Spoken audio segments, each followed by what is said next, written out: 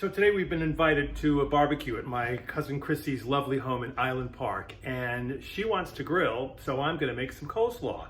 And this is the best summer slaw, no mayo, that you'll ever have. So simple, 5 ingredients and done. Let's get started. For the vinaigrette, we're gonna start with 3 tablespoons of red wine vinegar, 1 tablespoon of Dijon mustard, 1 teaspoon of kosher salt, and we're gonna whisk in a half a cup of olive oil.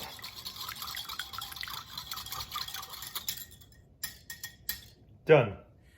To make the slaw, the first thing we're gonna do is very thinly slice 1 small red onion, and we're gonna put it in a bowl with half a cup of red wine vinegar and let it macerate for 5 minutes. I like to cover it with saran.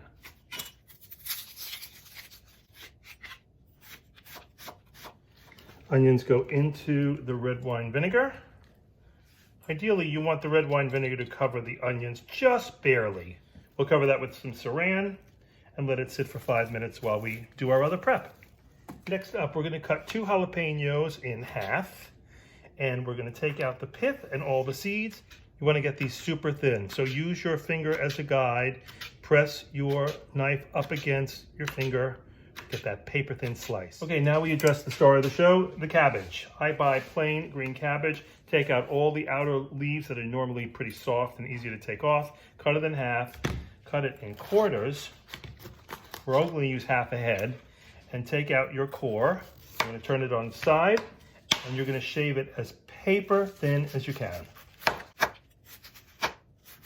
When it gets too hard at this position, you can turn it to the other direction, and now you've got a shorter way to go.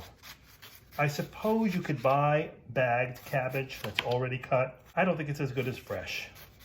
Separate it and jiggle it up as it's going into the bowl. If you see anything that's really chunky and thick that looks like it's going to be hard to eat, I usually toss those aside.